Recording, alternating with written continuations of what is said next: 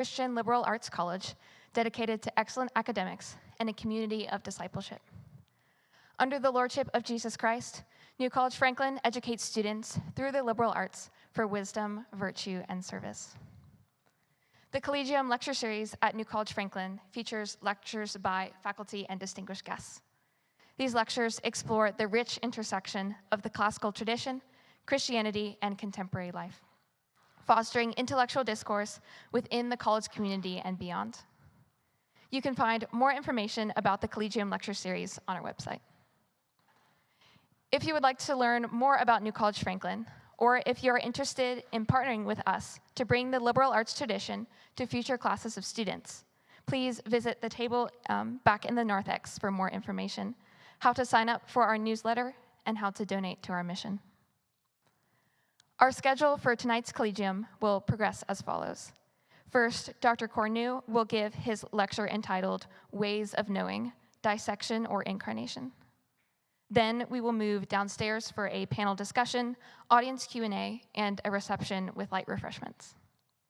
Dr. Nathan Johnson and Dr. Philip Johnson will join Dr. Kornu for the panel, and you all are encouraged to ask questions related to the lecture during that time. Thank you all for joining us tonight, and now Dr. Nathan Johnson will introduce our speaker.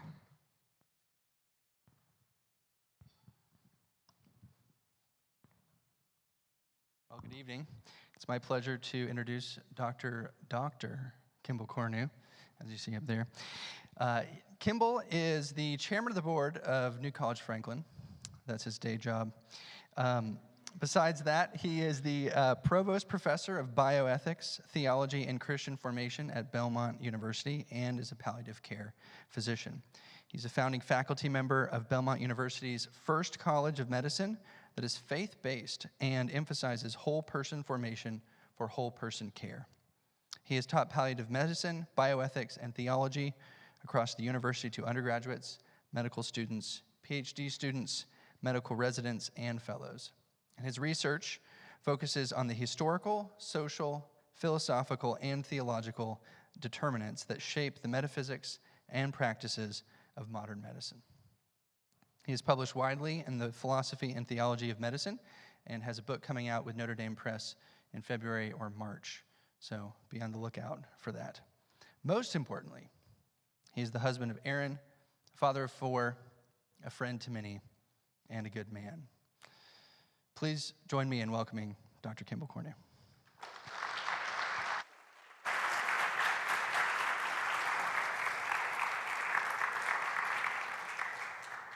Well, thank you to New College Franklin for the invitation to speak, and thank you for the generous introduction, and thank you all for being here.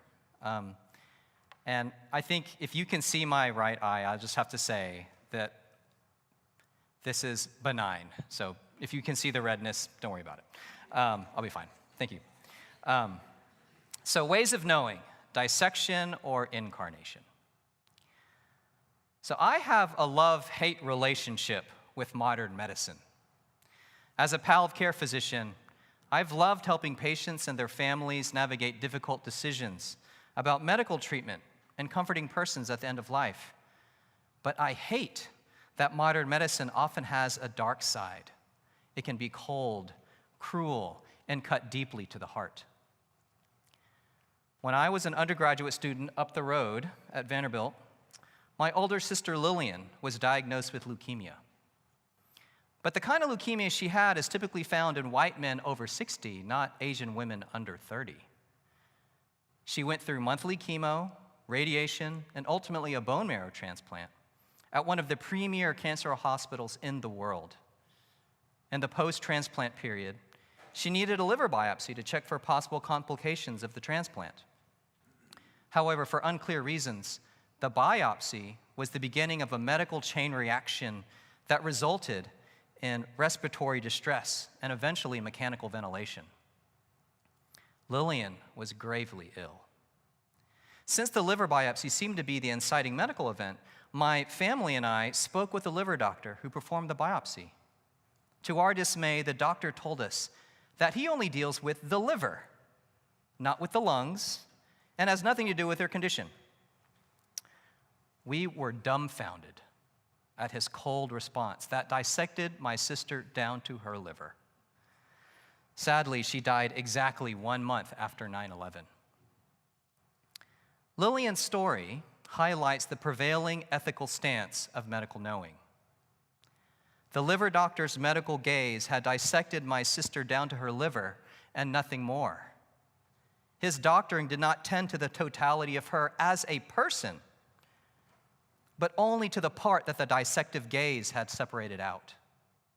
The worst part is that the liver doctor's dissective gaze is not the exception, but the norm. Why is the medical gaze dissective in nature? Why does modern medicine tend to reduce patients into objects to be dissected rather than persons to be encountered? The answer lies not with some standard story of secularism, the disenchantment of nature, or even the commodification of healthcare, although these are all important reasons, but rather lies with the origins of Western medicine itself and what I call the logic of dissection.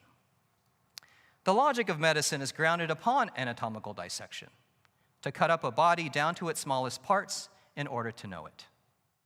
This becomes the logic of dissection not only for medicine, but as a general way of knowing. So what I mean by logic, not like Aristotelian logic, but that there are general principles and practices that shape a way of knowing and being in the world. The general principle that animates the logic of dissection is that to know a thing is to break it down into its smaller parts for the sake of mastery and control. Now, I don't have time to tell the whole story that starts with Hippocrates and persists to this day. That's 2,400 years. You'll have to read the book next year. But I can point to some figures who developed this logic of dissection. So let's start with Aristotle. I'm going to do some hating a little bit. So here you go. What is less known about Aristotle is that he's the first person in the world to use systematic anatomical dissection to understand animal and human life and their causes.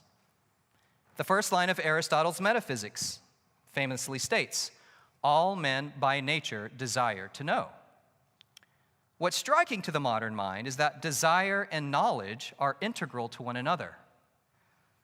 Aristotle desired to know the causes of things, the why of things. What they are is bound up with why they are. He developed a system of conceptual analysis that categorizes things in the world in order to make sense of them. Owen Barfield, the lesser-known founder of the Inklings, of which Tolkien and C.S. Lewis were a part, Barfield makes a connection between conceptual analysis and anatomical dissection. Quoting Barfield, "The analytical method of thought led naturally to the actual dissection of bodies, living and dead. Aristotle himself is still regarded as the founder of comparative anatomy, cutting up, and it was he who first used this word in its medical sense." Close quote. In other words, Aristotle was one of the first to make a connection between mental conceptual dissection, which naturally leads to physical anatomical dissection. To understand animals, he used observation of living animals and dissected them. But not only did he dissect animals, dissecting humans at this point was taboo, he also vivisected them, meaning he would cut open these animals while they were still alive. Aristotle describes cutting open a living tortoise and removing the heart to see what would happen. Aristotle dissected and vivisected animals in order to learn their causes, their whys, which was a form of divine knowledge. For Aristotle, to know the cause of a thing is to have divine knowledge. But even if it's divine knowledge, at what cost?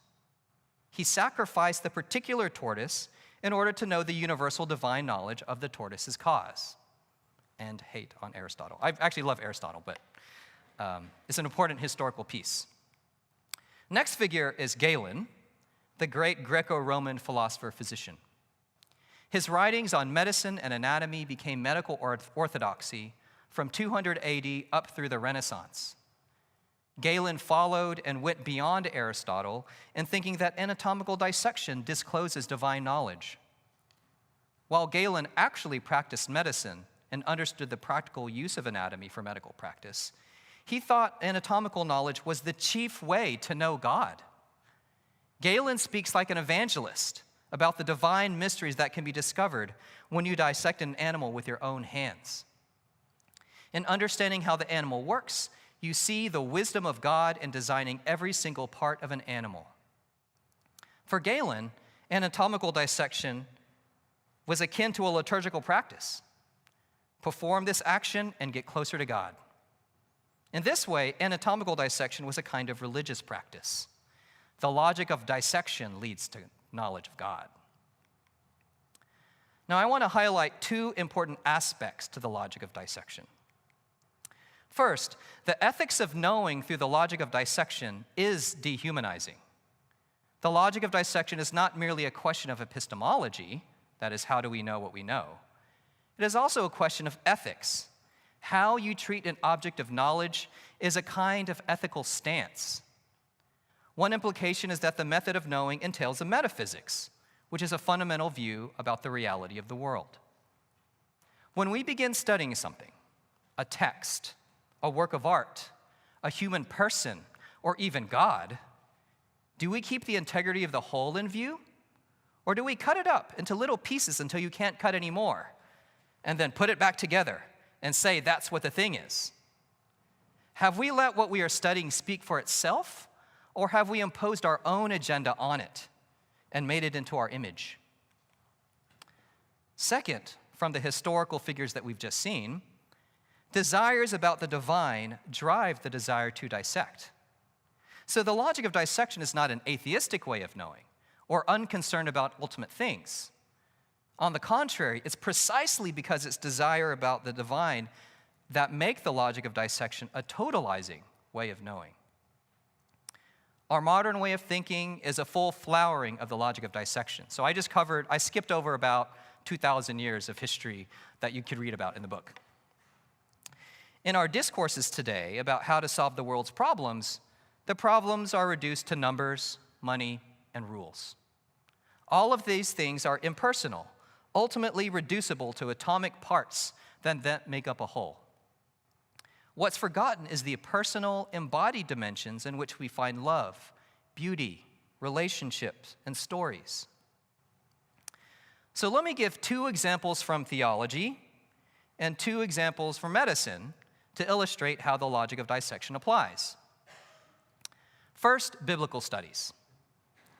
If you've studied biblical criticism, you know about the historical critical method.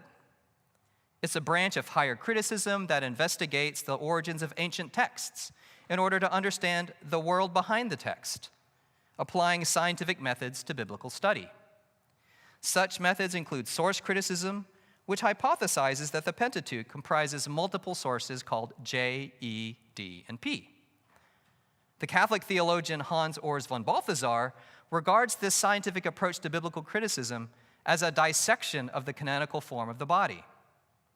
The consequence is this, and this is Balthasar's quotation: "We can never again recapture the living totality of form once it has been dissected and sawed into pieces, no matter how informative the conclusions which this anatomy may bring to light.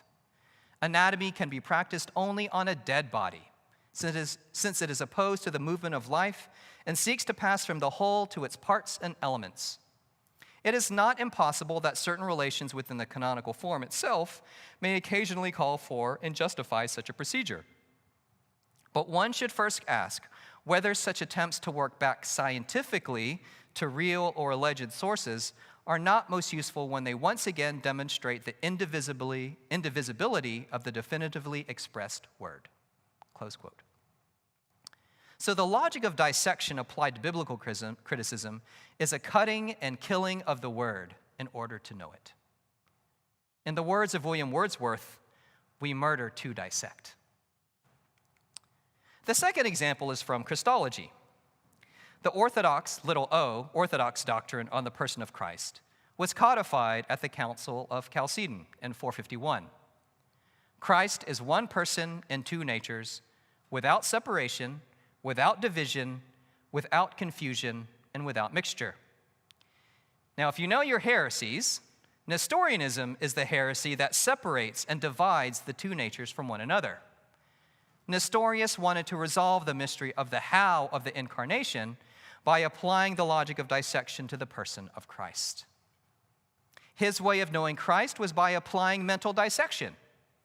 Instead of receiving the form of Christ as a mysterious paradox, that Christ is 100% divine and 100% human, Nestorius divided and separated the two with no intrinsic relationship to one another.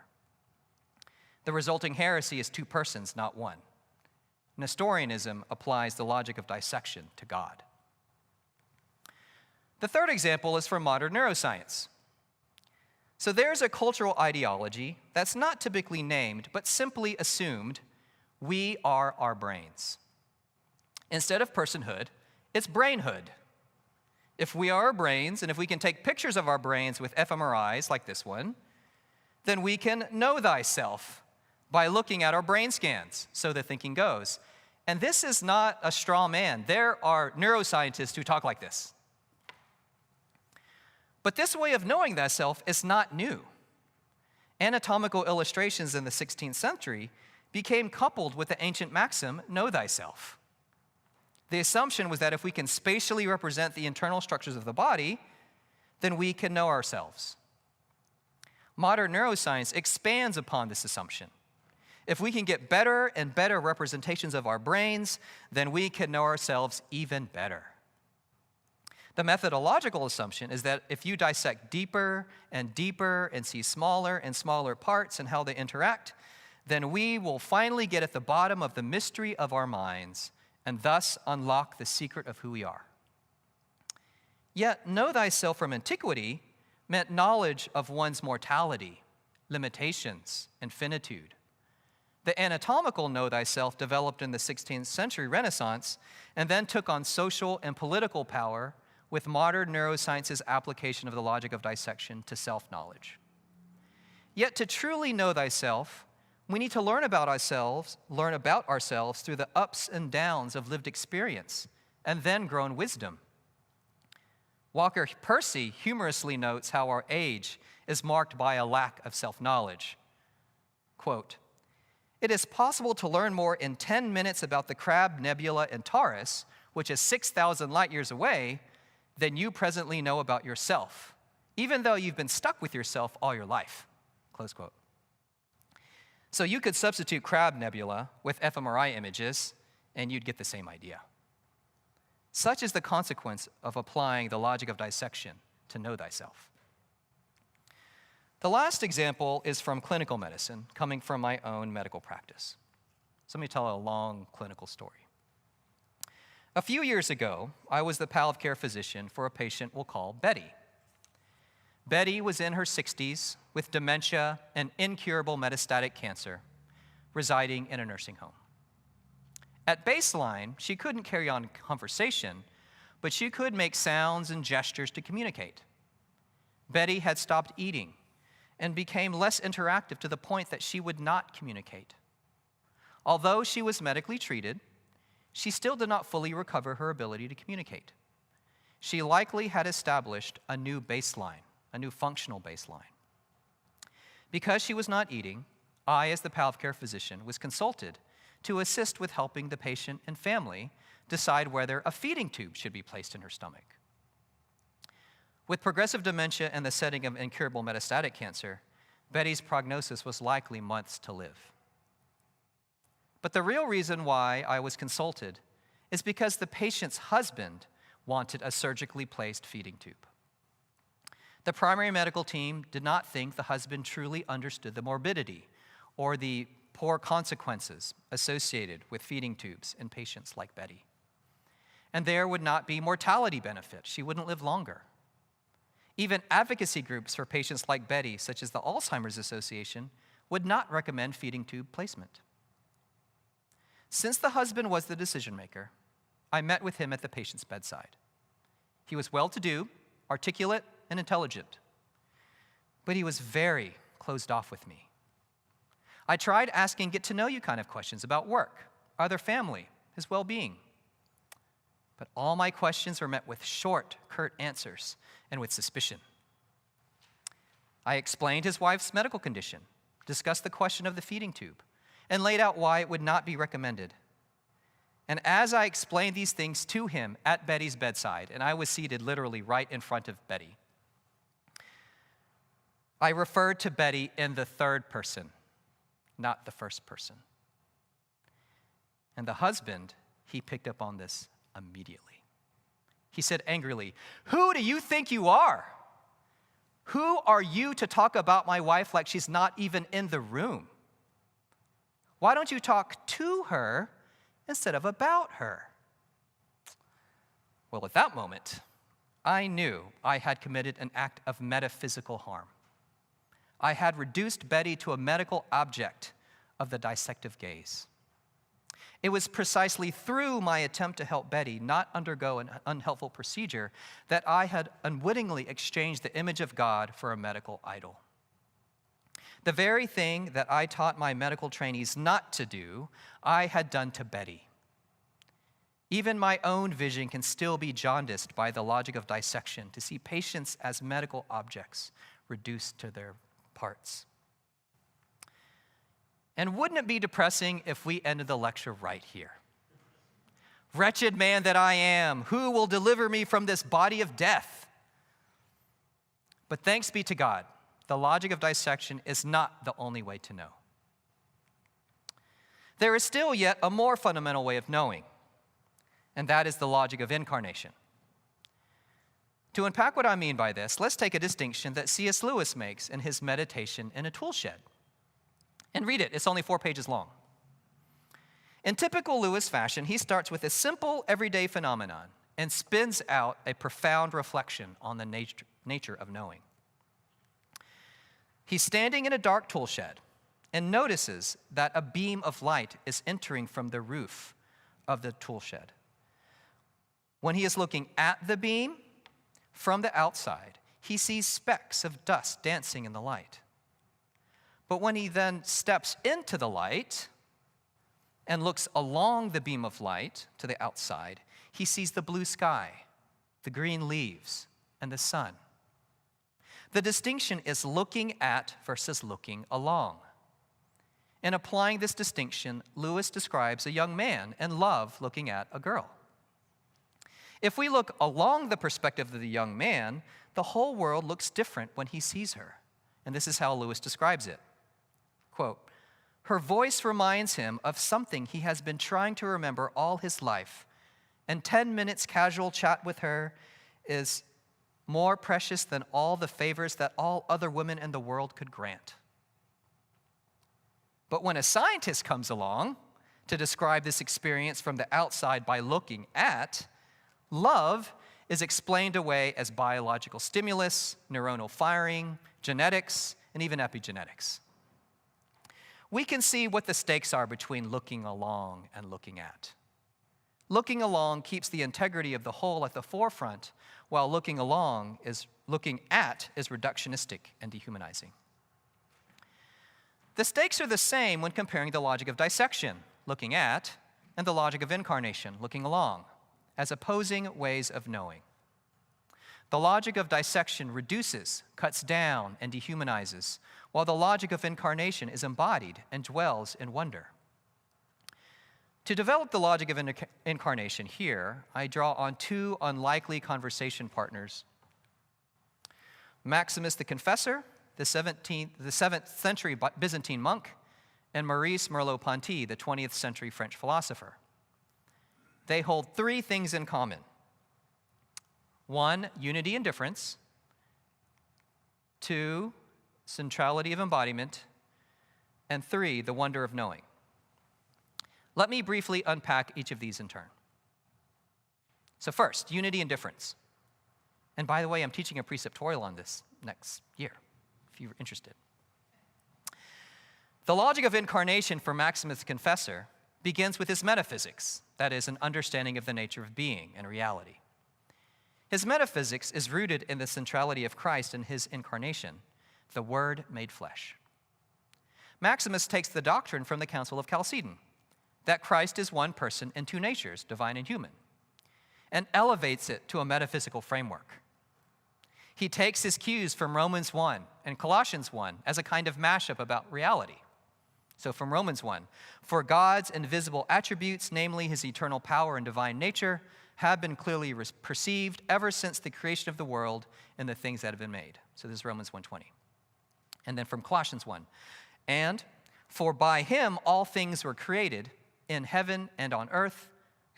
For by him all things were created in heaven and on earth, visible and invisible, whether thrones or dominions or rulers or authorities. All things were created through him and for him. And he is before all things, and in him all things hold together. If God's invisible attributes are perceived in creation, and if creation holds together in Christ, then the nature of creation is revealed by Christ and his incarnation. There's a whole lot of theological work I put into that one sentence, but for the sake of time, I'm not going to develop it. To understand the nature of the incarnation is to understand the nature, to understand the nature of the incarnation is to understand the nature of creation. In trying to understand the nature of the incarnation, Maximus makes an important distinction about how the two natures of Christ relate. The two natures are different, the Greek diaphora, but not divided, Greek diaresis. If the natures were divided, then there would be no unity, only a conjoining of two opposing things. Instead, in Christ, there is unity in difference. And since creation is Christological, differences in creation are ultimately taken up in unity in Christ, in whom all things hold together. With unity and difference, there are no dualisms. It's not divine versus human, not faith versus reason, not science versus religion, not subject versus object, not knowledge versus virtue. No, in Christ, all things hold together. Second, embodied knowing.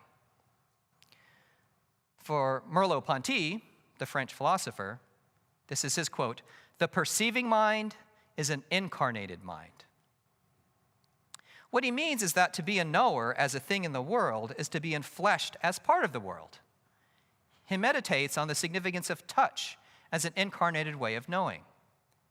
So if you take your right hand and place it on your left hand, you're both the perceiver and the perceived, the toucher and the touched, the knower and the known. He calls this the intertwining. Paradoxically, you are both a subject and an object at the same time. Furthermore, touch is the only sense that is both active and passive. For example, when you touch a lectern, the lectern touches you back. Because the organ of touch is your own flesh, there is both an active touching and a passive being touched. Touching is a kind of active passivity. Greek grammar has something called the middle voice. There are some verbs that are both active and passive. In this way, touching is a kind of middle-voiced activity. So we, as embodied knowers, actively approach the world to investigate, but the world touches us back. In this middle-voiced embodied existence, there's a primacy to lived experience rather than abstract mental constructs.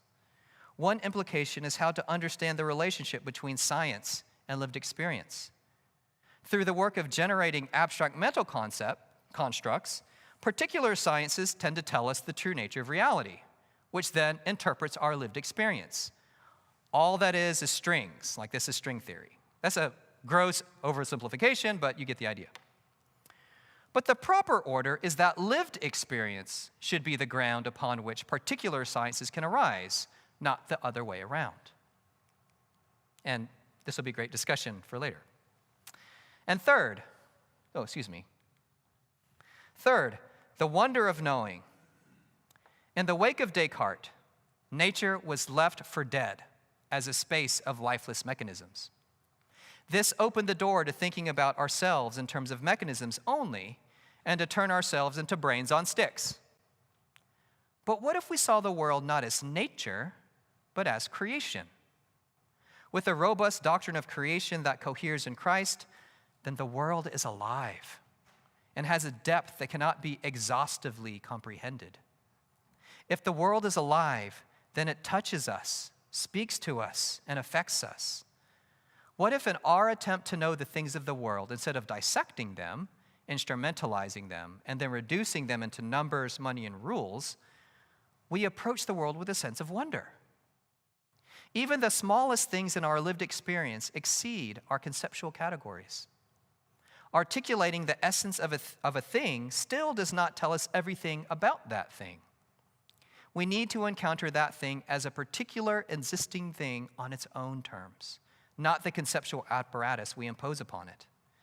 And when we do that, we'll find that there is always more to know and discover.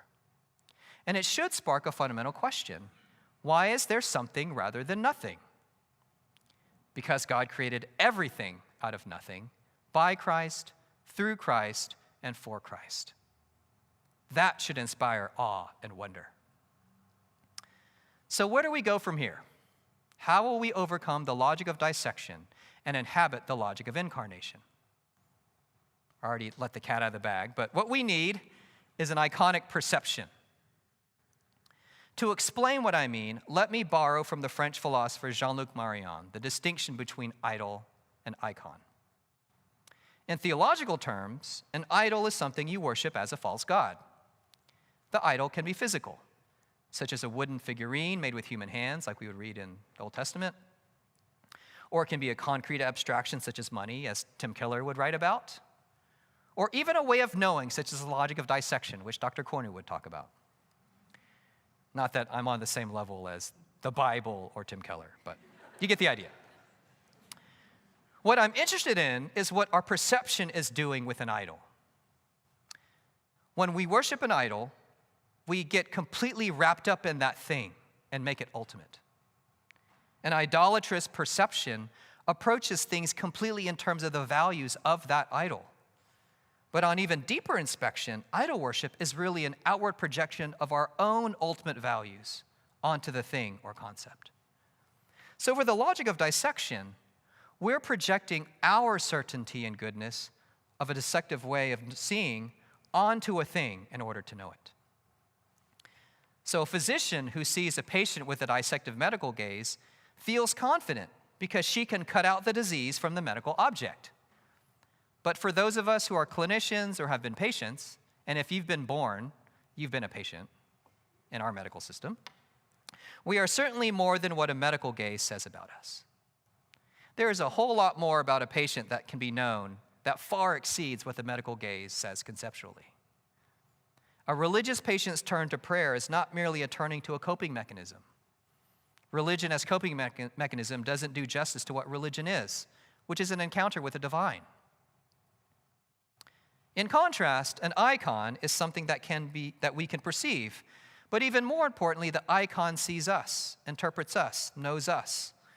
In order to know, we must first be known. I know we're in a Presbyterian church, so bear with me. A religious icon, such as one of Christ, is not merely a picture of a person. A theology of the icon teaches that the icon goes in two directions. It's a window into heaven and the church triumphant, but from the church triumphant, that saint can then see the one perceiving the icon.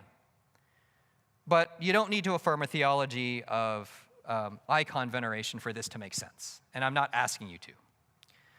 So consider when you encounter a great work of art, such as The Return of the Prodigal Son by Rembrandt. And by the way, we have a copy of this hanging in our living room. If you're an art historian, you might want to dissect the painting into component parts, such as lighting, coloring, brushstrokes. But for great art to be great, there's a sense in which the art is speaking to you, affecting you, even interpreting you. Just as an idol can be physical, a concrete abstraction, or a way of knowing, an icon can be as well. What if we saw patients as living icons? Now, they're not Christ, they're not saints, but they do have intrinsic dignity that is rooted in being the image of God. Image in Greek can also be translated as icon. In end-of-life care, if you've really looked into someone's eyes who is suffering, or looked into the eyes of someone who is dying but has lived a life of grace, or witnessed how a spouse sacrificially cares for her loved one, you've probably noticed two things. One, you're perceiving that there's something much deeper going on than just pain management or an anticipatory corpse. You know that you're approaching something almost ineffable, even sacred.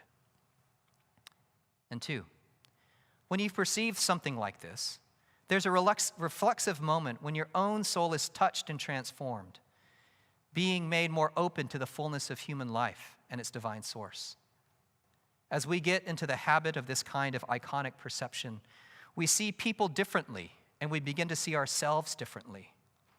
Patients are no longer objects to be dissected, and we are no longer masters of dissection.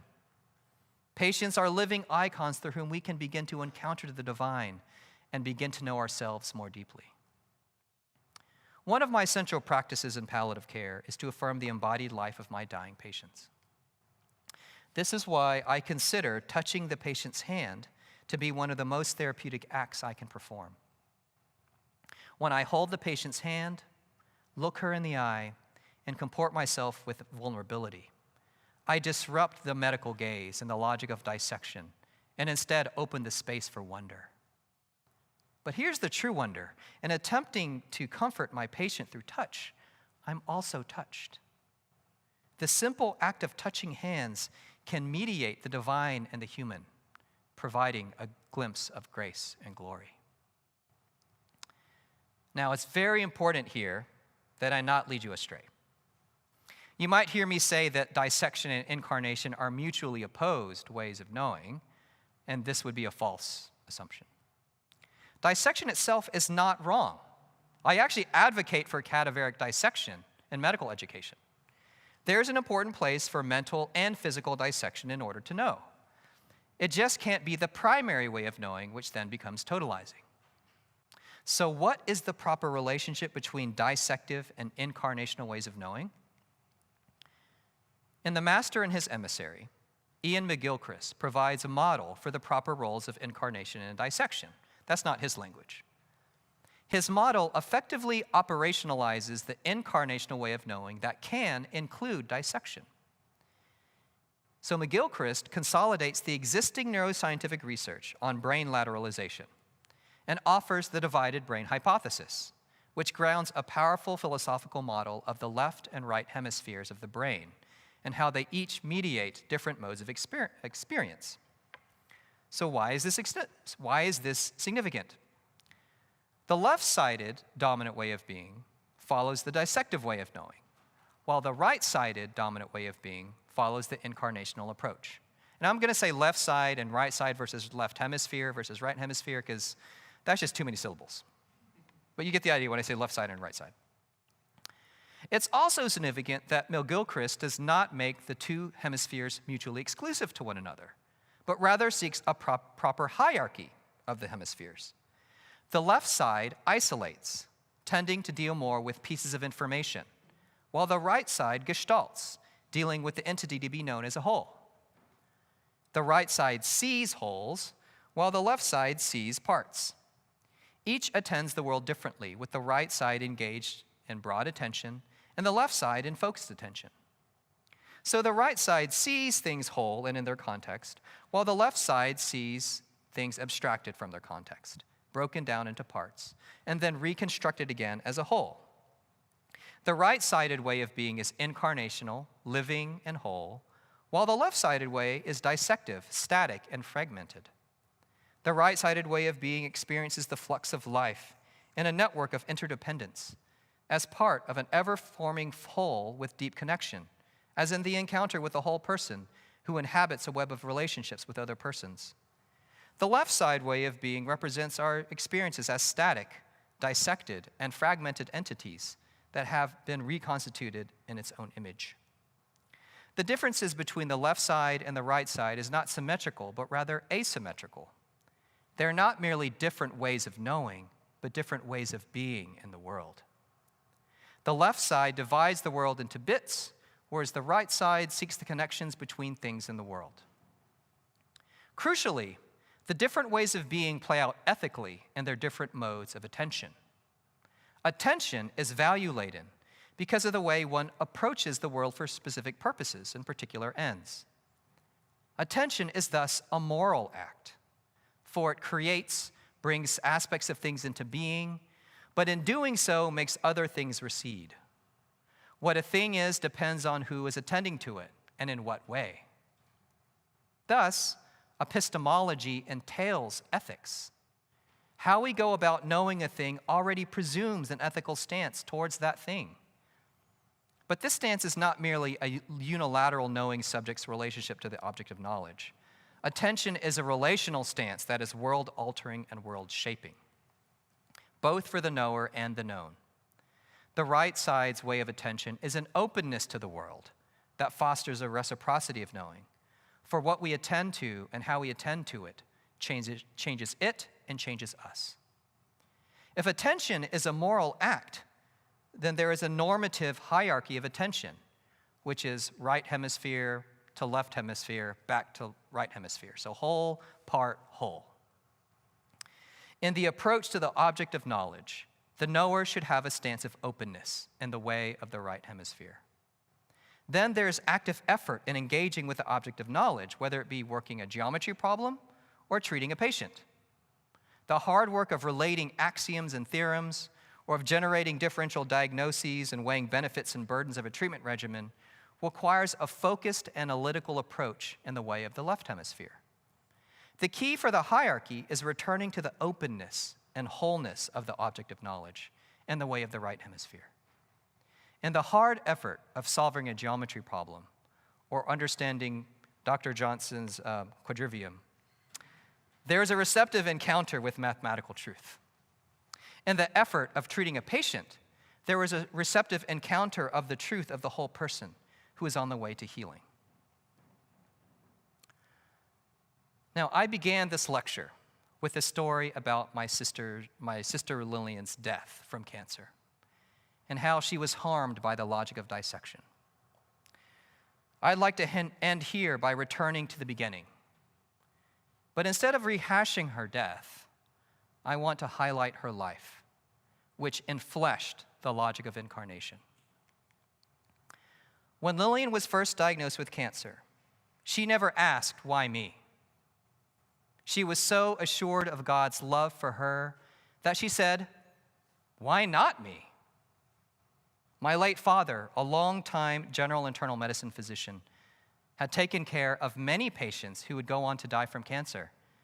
Never in his life had he heard someone say, "Why not me?" So he was astonished to hear his own daughter say this.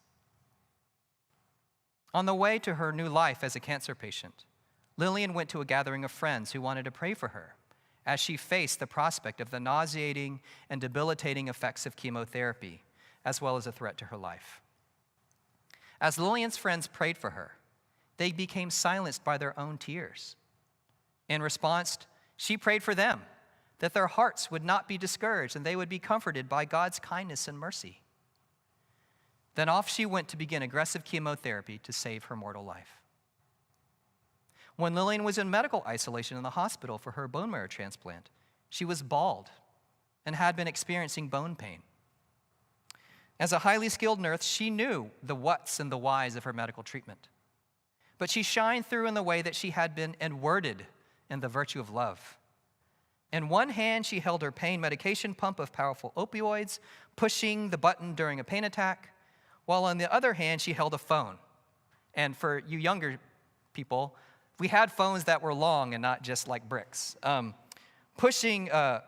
She held a phone, giving relationship advice to a friend.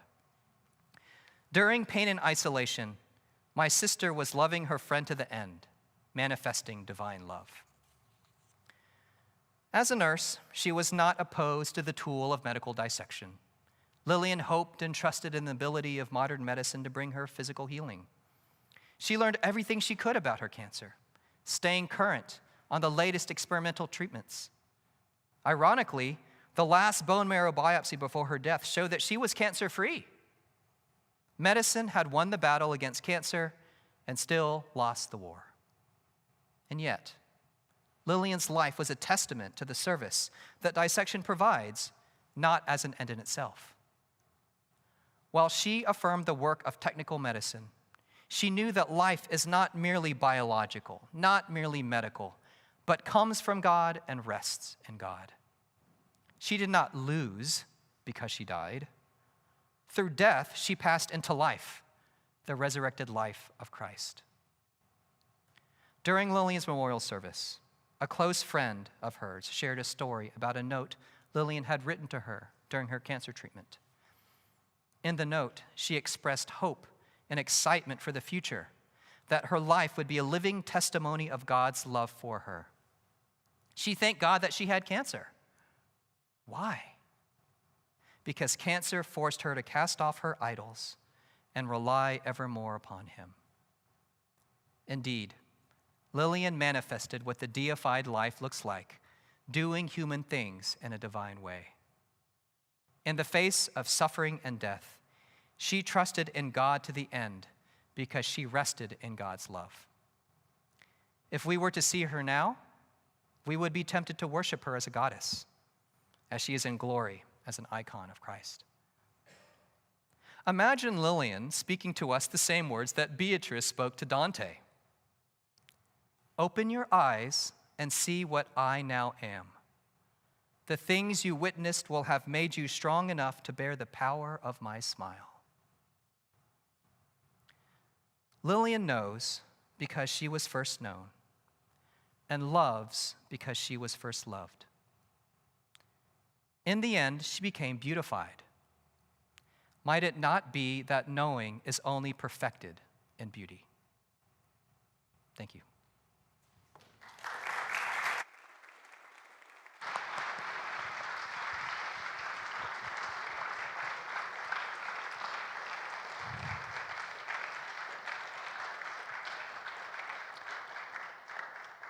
Thank you so much, Kimbell. So we're going to head downstairs for a reception and fireside Q&A. So you don't want to miss that. Just head on through those doors.